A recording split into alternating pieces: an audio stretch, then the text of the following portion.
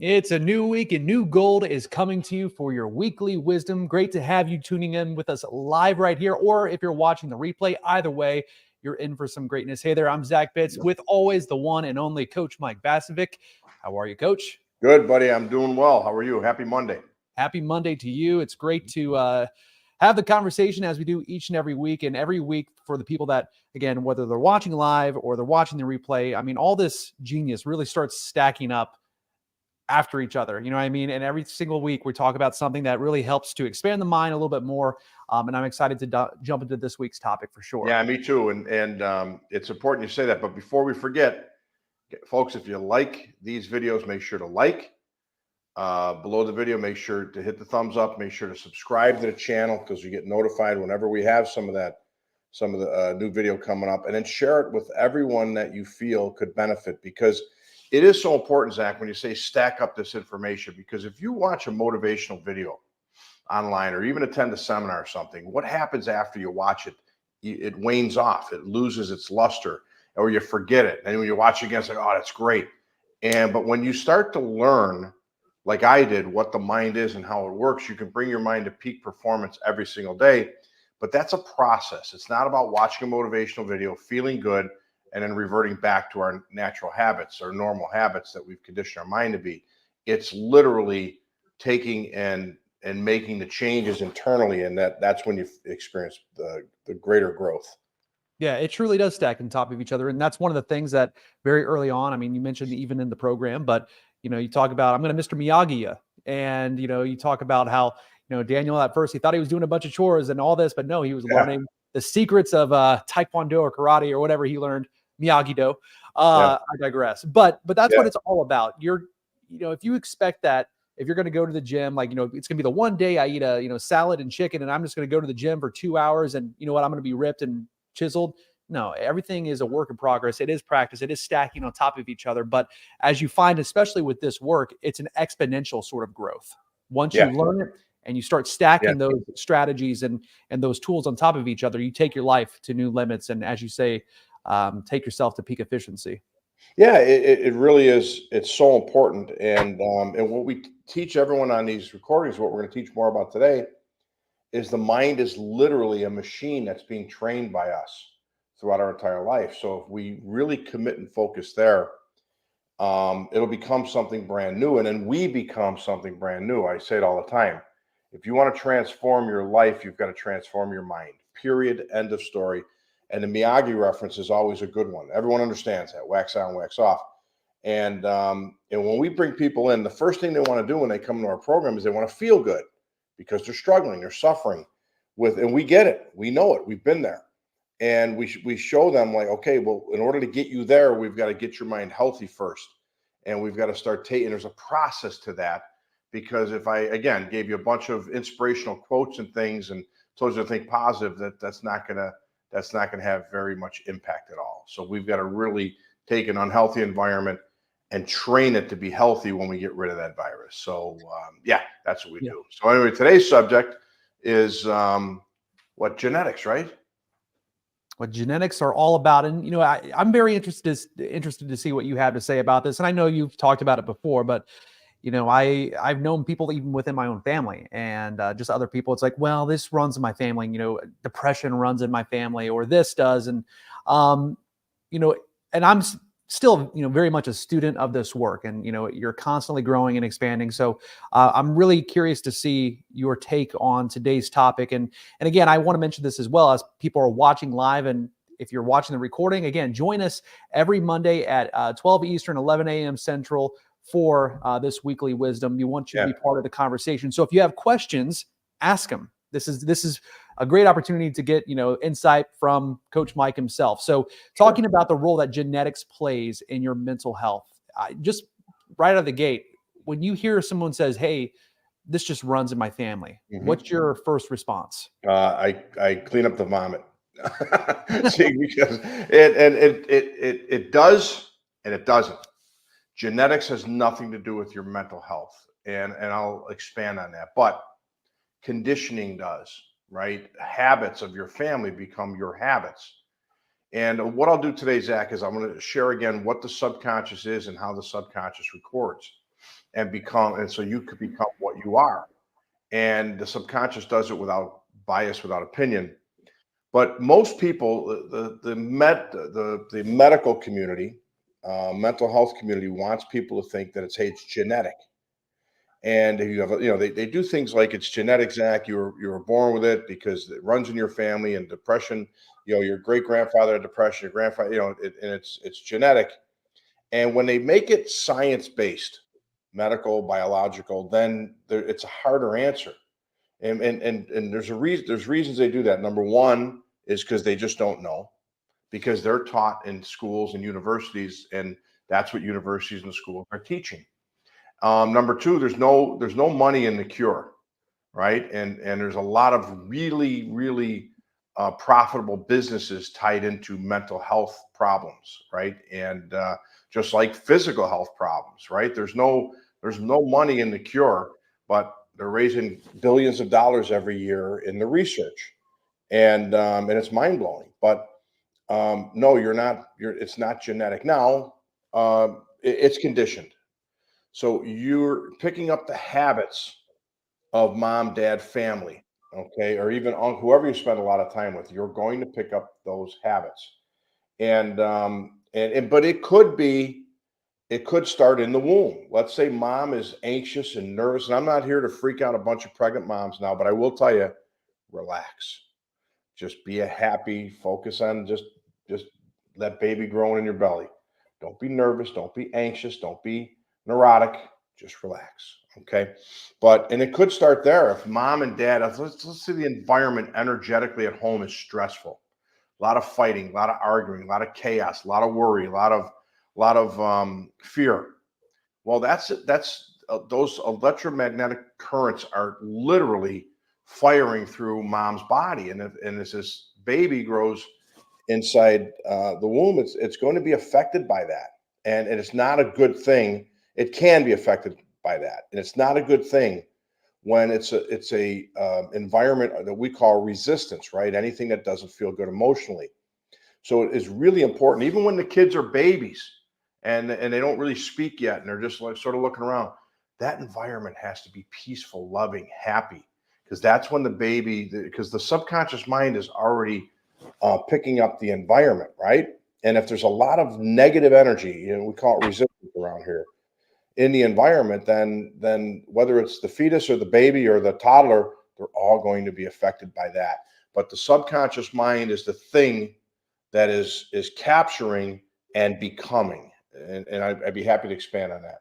I would love for you to expand on that because I think that so many people will blame everything else. But I mean, as you said, like your mind is constantly recording. And just to give a quick little brief example, and I think I may have said this once before, but growing up on a family vacation, I remember flying to Orlando and going to, Universal or something like that. And every single time there was just a little bit of turbulence. My mom's like, white knuckling the seat and freaking out and like, oh my God, we're going down. And I remember now to this day, like if there's a little bit of turbulence, because in my mind, I'm like, oh, if there's any kind of bump in the, bump on the flight, this thing's going down, and same thing with snakes, her incredible fear of snakes. And so growing up, I'm like, oh, snakes are a bad thing.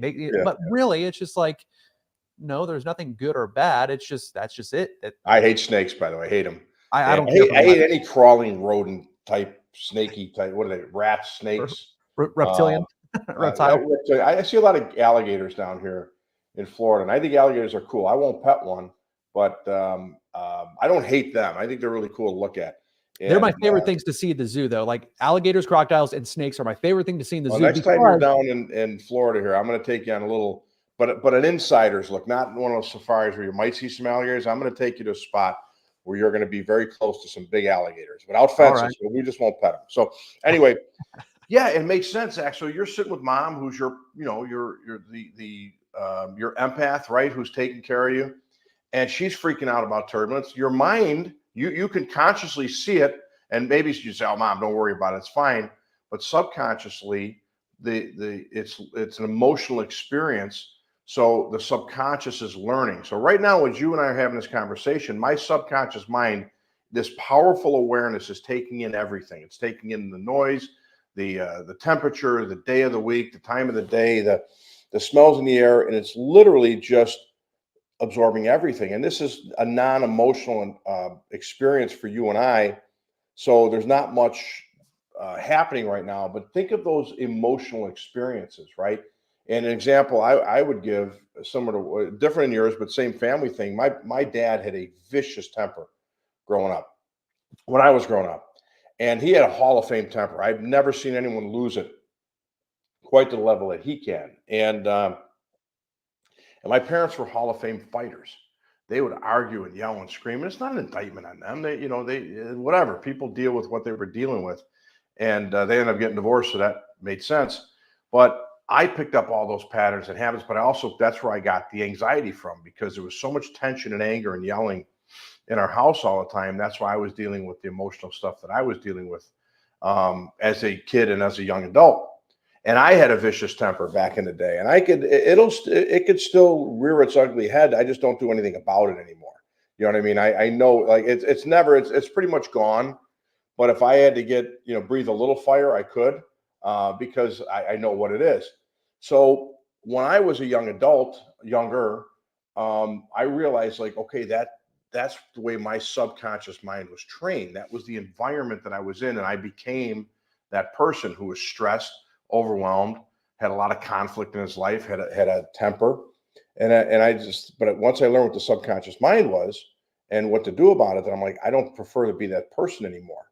So I completely transformed it. Now, a lot of times, even through chaos, and you've seen it, I'm a lot of times the calmest person in the room.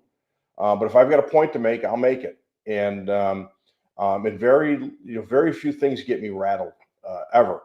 And that's not because I externally became a different person. It's because I trained my subconscious to be something different. So to go back to the other subject about what the subconscious is, it is literally this computer that's on record every day. And it's taking and downloading everything you ever give it through your experiences in life, through the rumination of those experiences, through childhood, through schooling, through everything you've ever experienced. And it's collecting that data. Now, when you add emotion to it, emotionally feels good or emotionally doesn't feel good, that leaves a bigger imprint. So think about the holidays, right? There's two types of people. I love the holidays, and they start playing Christmas music or holiday music on the first, or I hate the holidays. It's a stress point. And Coach Kim used to say, I hate the holidays because I'm always stressed.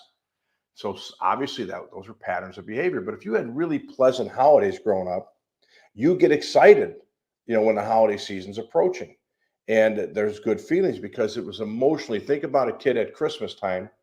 That's an emotional feeling that feels really good.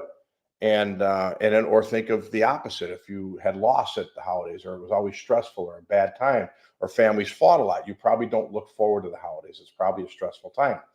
That doesn't make the holidays good or bad. Okay, it's whatever you choose it to be. But your mind's opinion of it, your belief of it, has been conditioned, right? And it's not because your great-great-grandfather or great-great-grandmother didn't like the holidays or like them. It's because of what you experienced throughout your childhood, throughout your life. So it's not hereditary. Don't believe the BS. It's not hereditary. It's conditioned. It's learned behavior. I speak the way I speak because I grew up in the Midwest. You speak the way you speak because you're in Ohio Valley. And no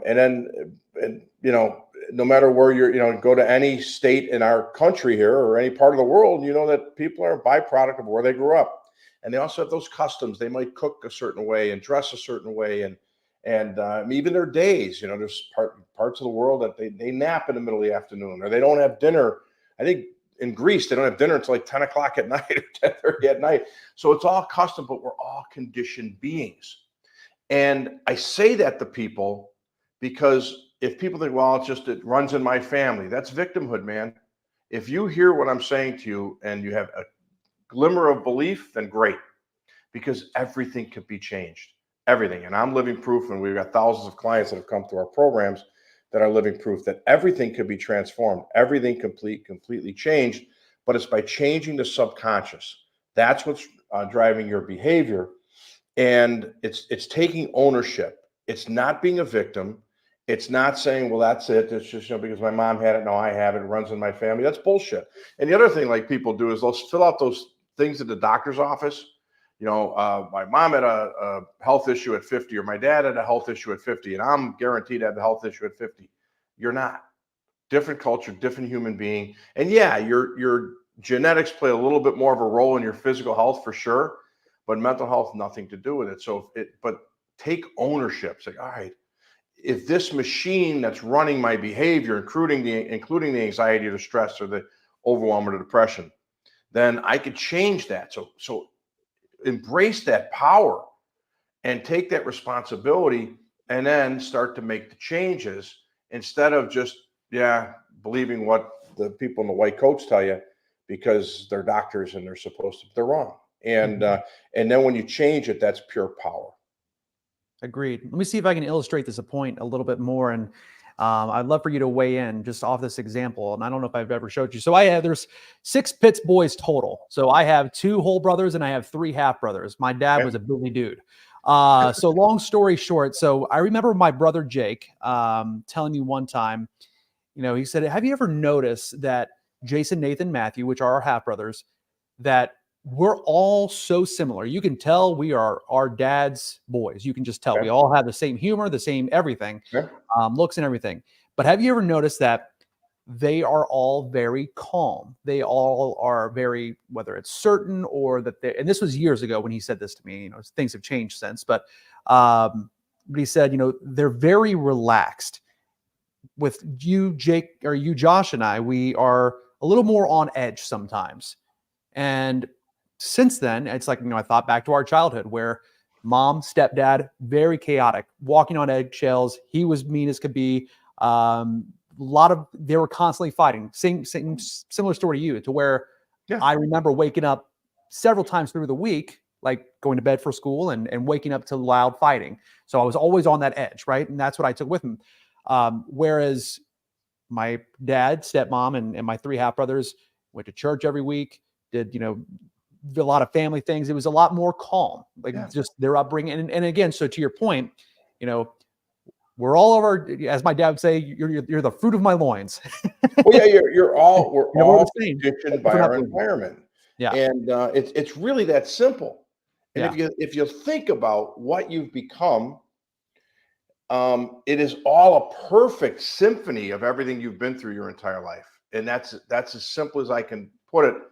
And now you have to say, okay, I love all of these qualities, my personality, my beliefs, my work ethic, all that stuff. But there's a list of things that I don't prefer to experience every day. I don't prefer to be excessively worrying, or I don't prefer to be shy or an introvert or whatever. I want to be a great public speaker. I don't want to have a fear of flying. So now you've got to identify those things that you want to change. And there's another point to this, Zach, that people, they get addicted. So let me finish this point, then I'm going to get to that point. So if you identify the areas in your life that aren't serving you from inside your mind, then we can start making the changes there. And the other big problem, besides people thinking it's genetic, is people get addicted to their current reality. They get addicted to their life and they think, this is it, right? This is my life and there's nothing I can do about it. And then they get addicted to these circumstances they're in, whether it's a bad relationship or whether it's a stressful thing or whether it's the kids' schedules. And you think about it, there's so many people, parents in this world, that are completely consumed and stressed over their kids' schedules. And you think that's why they had kids, so they can live their entire, children's childhoods overwhelmed and like behind the 8 ball about their schedules.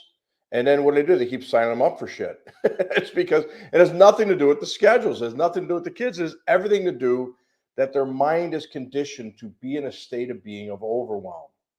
And when you're in a state of being of overwhelm, you're going to experience more overwhelm, which means either never catching up on the schedules, always being behind the 8 ball, always feeling like you could never catch up.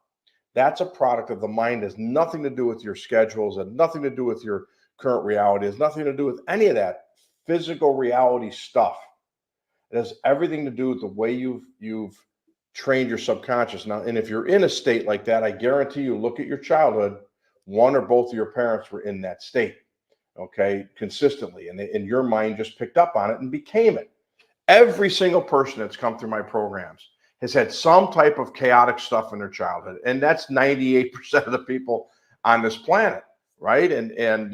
But they've had some stuff, and that's what we have to do. But once we change the mind, bam, and it's absolutely it's not hope, it's predictable. You know, we've got a few clients that are about week 2, 3 in the program, and you've experienced this not only as a client but also as a coach. Like when they start to come out of it, it's so much fun. And they start to be like this aha moment. I had one of our clients, she's from Wisconsin today. She's a president of a company, and she's a badass, but a lot of self-judgment. When she's doing something wrong or didn't get the project done or procrastination, she beat herself up and she goes, "Why do I procrastinate?" And I said, "Because you've trained your subconscious mind to self-judge you. And because what do you feel when you don't get a project done or a task?" She goes, "It could be the simplest task in the world. I beat myself up over it." I said, "Of course you do. Your mind has been conditioned to be in a state of being of judgment. So when you set a task, really simple one, take the garbage out, right? Make the appointment, and you just don't follow up on it, and then you beat yourself up. The mind is driving that behavior. It's literally keeping you from taking that simple action so you can experience what you've trained your mind to be. That's how powerful it is. It's a simple example there. So imagine when you get your mind dialed in, you'll experience everything that you want. And you'll also know, oh, if this is happening in my life, I know that's a byproduct of my subconscious mind. Does that make sense? It makes so much sense. And the thing is, like, the way that really this is simple stuff when it's all said and done, right? you Listen, I'm a simpleton. If I can get it, then everybody can get it. And I needed that, Jack, because when I was going through my stuff, you know, like all of these, like, you know, I went to the big guru, the big tall guy, all this stuff. It seems so confusing to me. And I'm like, it can't be this confusing. It's just the mind and it's just emotions. And it's just so when I developed this program and built the anxiety free executive and anxiety free student programs, I remember thinking, this has got to be simple. It can't be complicated. And then when I laid out the recordings, I laid out this process, it's, you know, it could be overwhelming at the beginning because there's a lot of content and a lot of things because the mind's in chaos. We're trying to slow that down. And it's profound in a lot of ways. A lot of people tell us all the time, like, wow, it's just so profound. So it takes people a few weeks to really get it. But I had to simplify it. And it's not as hard as everybody makes you think.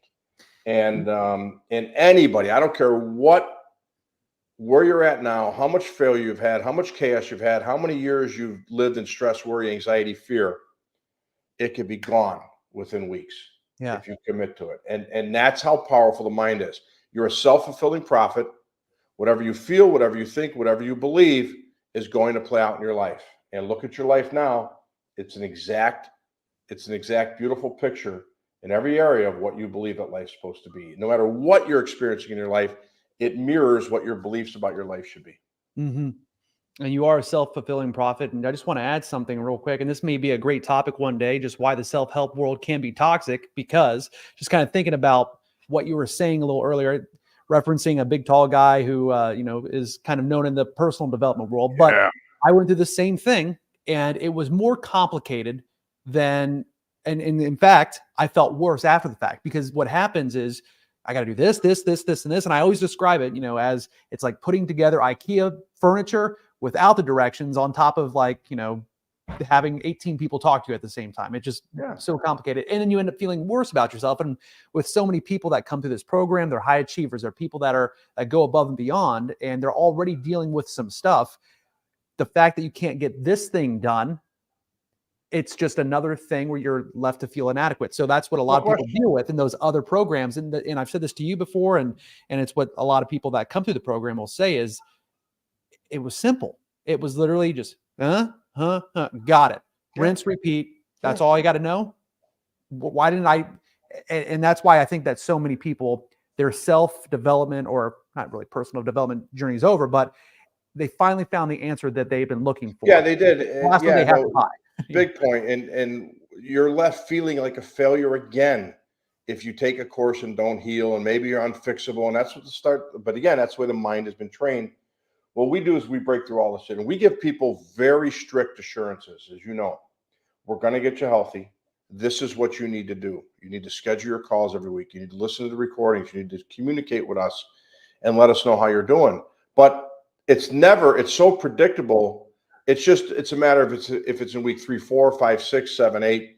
That's the only thing. That's the only variable. But we know we're going to get the mind healthy. And if the mind is that strong, in a lot of cases, this is the case, that we've really got to stay on top of somebody and make them do the work. We do that too. And, but the mind will become whatever we consistently teach it to become. So imagine teaching the mind to be relaxed, to be happy, to be clear, to be motivated, to be inspired, to be creative, to be wealthy, to be abundant, to be excited about every day. Imagine teaching the mind there, and you just wake up and you're happy every day. And, you said to me as we started this call, say the best week of my life last week. And I'm looking forward to hearing all about that.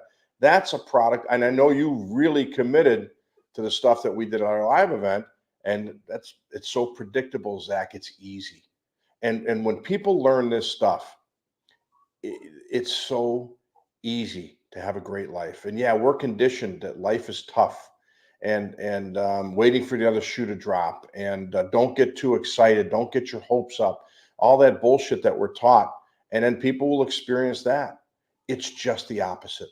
Life is really, really easy. It's beautiful. It's wonderful. You just have to know how to tap into that. There you go. It's a simple process, and countless people have achieved it. So if you're watching live, the replay, and you maybe have gotten to a point where it's like, oh, I'm going to deal with this for the rest of my life. Nope. No, you're not. Not genetics. It's not genetic. It's a bill of goods they've sold you, and it's just not true. Take ownership, take accountability, and listen, look at your life. If you like your life and you're satisfied with where you're at, then wonderful, man. I congratulate you, because you probably worked hard to get there. But if you've got some stuff that you don't like, and you're waking up in the middle of the night, or you're stressed, it's developing anger tendency or frustration or just excessive worry, there's no reason for you to live one more day like that. So do something about it. And if you need our help, just reach out. Just reach out. Simple as that. Here in this post at the very bottom, there is a link, and that's going to take you to a free training with Coach Mike. And it teaches you exactly what the mind is and how to bring it to peak efficiency. That's the best place for you to start. So who would want that, Zach? Who would want a mind that's at peak efficiency every day? Call me crazy, but I feel like it's a pretty good deal. It's a training just for you.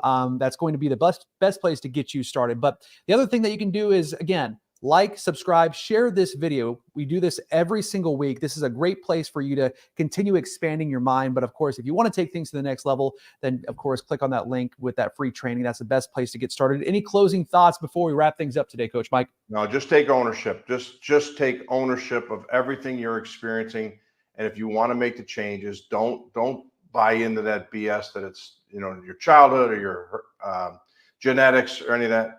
Guys, I don't care how long you've struggled, you can have something completely new quicker than you think.